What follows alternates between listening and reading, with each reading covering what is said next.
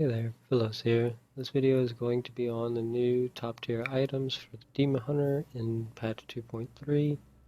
So I'm going to cover the most useful items. I'm going to mention, the situation that you might want to use that item, the desirable stats that the item will have, and I'm also going to talk about strong cube combinations for the Demon Hunter. This should serve as a reference of items that Demon Hunters would want to look out for in patch 2.3. I'm not going to cover the full sets and the stat priority on those, as that's not really changed. You got your Nats and your Unhallowed, the two sets for the Demon Hunter, comparable in power, depending on the situation. You might want to use one or the other. So anyways, let's go ahead and get right into it. So I'm going to start with weapons.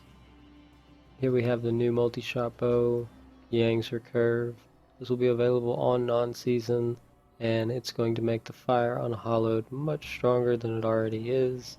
And one thing that is important to note about this weapon is the resource cost reduction roll is actually on the weapon. Inherently, it's not a legendary orange affix on top of the weapon. So what this means is that you can't cube the weapon effectively. You're going to have to find a well-rolled ancient version of this item. And a well-rolled version is going to be close to what I have here. You want to have the full discipline, the full resource reduction roll, high damage range. The only thing on this one is the life on hit. Potentially could be some sort of damage. You could have attack speed, elite damage, or even resource cost reduction. So the Yang's Recurve here, it's useful in pretty much any situation. You can use it for anything. It excels in low to average difficulty solo, and then average to high difficulty in a group. The complementary offhand for the Unhallowed Fire is going to be the Dead Man's Legacy. This one here is basically perfect. I can even reroll the Vitality into something else if I want resource cost reduction or elite damage, some sort of damage modifier there. But the Vitality is nice. So here we have the Nat Slayer. It's going to be the fundamental main hand for the Nat 6 piece. It's important that you have an Ancient Slayer in the main hand because the rain damage is based on your main hand damage, and most all of your damage is coming from the rain, so effectively the damage range on the offhand doesn't matter. And the Slayer always rolls with 10% damage and damage range. So you have your average damage and then you have your 10%. So if you were to put a Slayer in your offhand, you're going to miss one potential random roll. Because you have 10% damage, you would have to roll that into something useful, which is going to leave you with the average damage range on the offhand as a wasted roll. And the Nat Slayer is pretty much useful in every situation. Now we have the Calamity. This is a fundamental offhand stat stick for non-fire 6-piece Natalia builds. Generally, you want 10 cooldown on each of your weapons to get to the appropriate amount of cooldown reduction.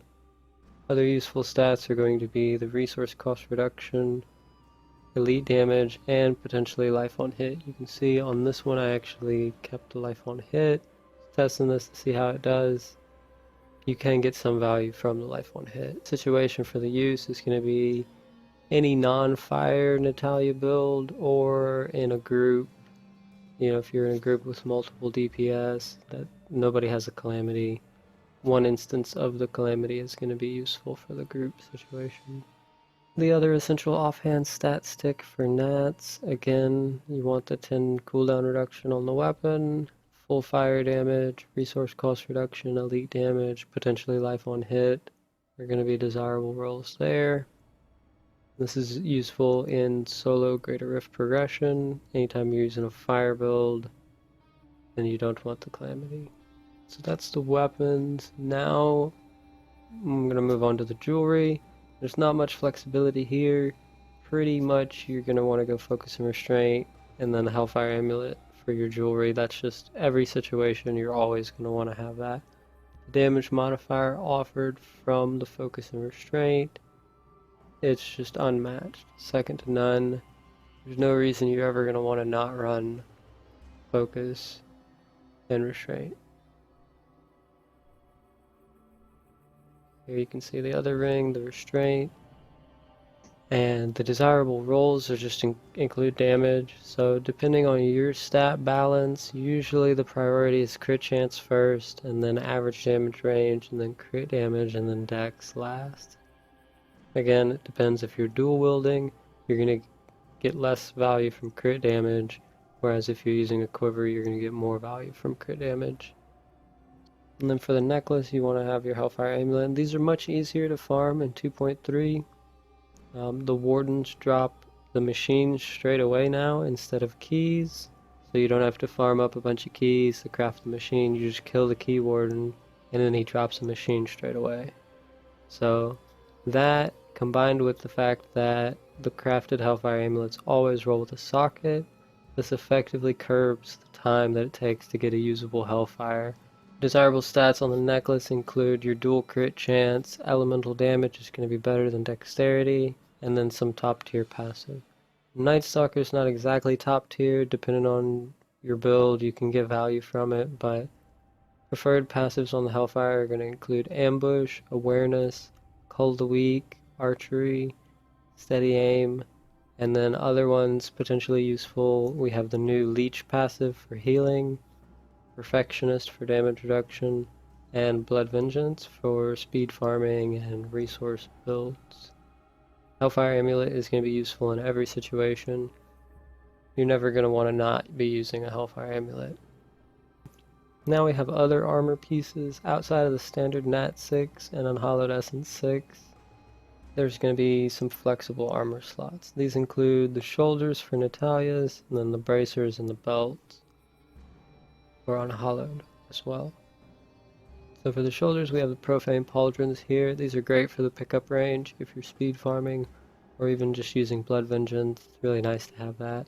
Most items can only get 1 to 2 pickup range, and you can get up to 6 on the one item here. So it's a convenient way to get the pickup range that you need to take advantage of certain things. Like I said, Blood Vengeance, potentially using Boon of the Hoarder. Pickup range is going to be useful for those setups. Here we have the Pauldron of the Skeleton King. These are great for solo progression or any situation where you don't need the pickup range really. The Chi Death proc happens quite often. It can be very clutch, quite the lifesaver. In certain situations I've had it save my ass quite a bit. Desirable stats on the shoulders are standard rolls, 8 cooldown reduction, 15 rain. And then you can either go with resource reduction or vitality depending on your setup. Lately, with the cube amplifiers, I've been preferring vitality combined with the damage reduction on monsters. You're getting a lot more value out of that vitality lately. Now for the bracers, this is one of the most flexible slots for the Demon Hunter. You have the Wraps of Clarity here for the toughness boost. These are new, again available on non-season. Here we have strong arm bracers as well. Standard from last patch for the damage bonus. Really strong damage potential here. We have the Warzeshian bracers here for the movement speed. If you're speed farming, obviously these are going to be choice for that.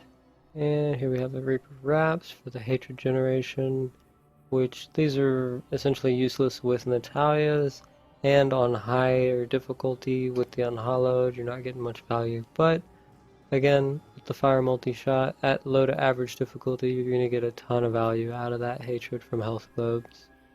So these are definitely good for the Unhallowed setup.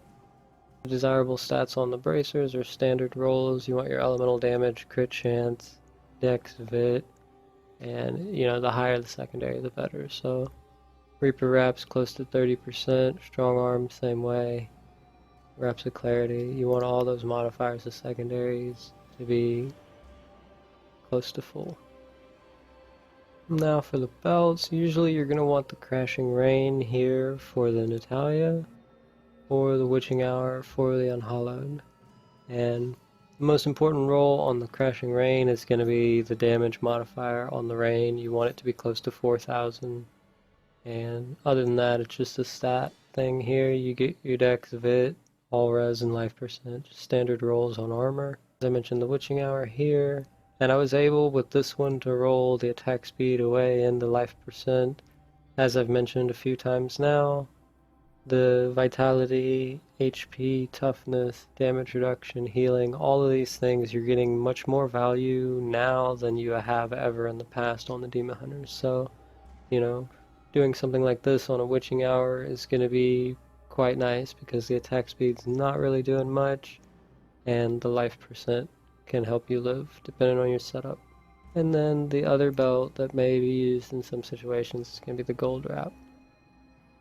With the cube, you can, cube the crashing rain and use the gold wrap. Like I do this for Torment 10 when I'm farming. I would usually use the gold wrap, cube the crashing rain. That way you get infinite toughness on Torment farming. So if you're farming Torment, having survivability issues, the Boon of the Hoarder and the gold wrap combination is going to be really good.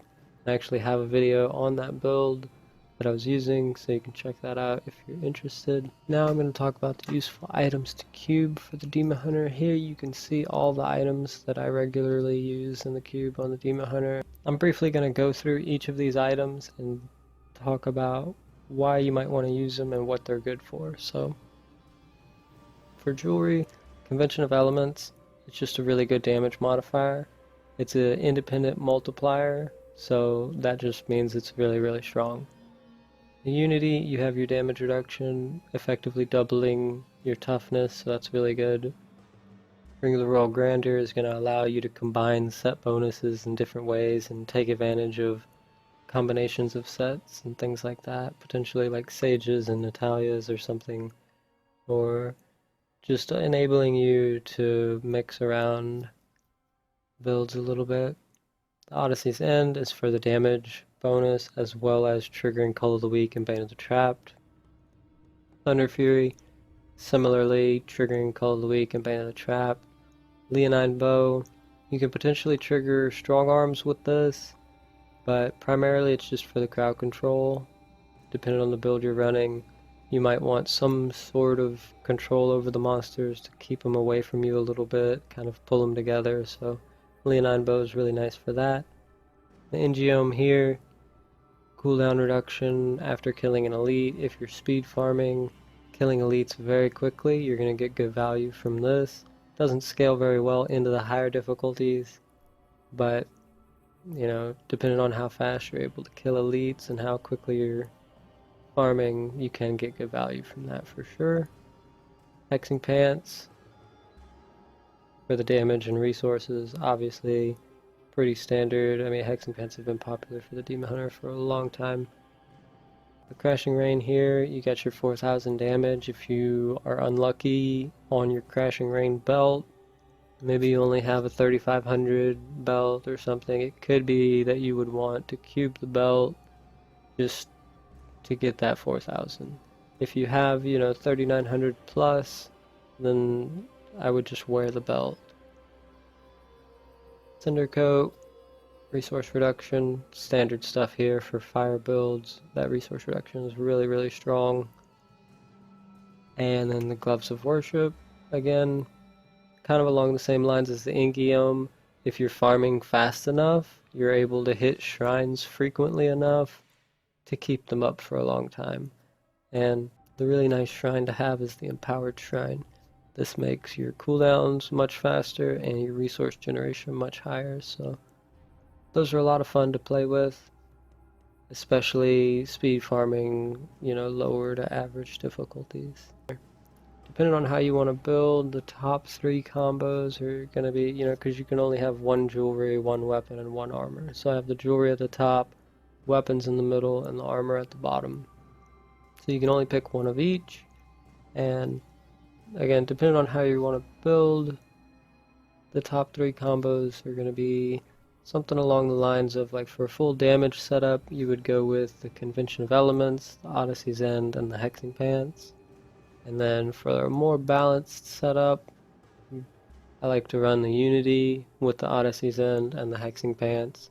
And then the other setup that I was trying out is a more survival based, more crowd control. You run the Unity for the damage reduction, and then the Leonine Bow for the crowd control, and the Hexing Pants for the damage. So that setup lived the easiest, but had the least damage depending on how you want to build, depending on the Greater Rift level that you're trying to progress at. You might want to try some different combinations. Lately, I have been using the Unity, the Odyssey Zen, and the Hexing Pants. Those combos were for Natalia's. For the Unhallowed Essence setup, the only real big difference there would be the Hexing Pants are not going to be as good, and you're going to want to go for the Cinder Coat. There you go. For Greater Rift progression, the most common setups are going to be the Convention of Elements and some combination, either the Odyssey and the Thunder Fury, and then the Hexing Pants. Kind of the ones on the left are more popular, and then the ones on the right are less popular and only useful in certain situations and builds. So that'll do it for this video. I hope this helps as a reference so you guys kind of know what to look for in the next patch. And as always, thanks for watching, and I'll see you next time.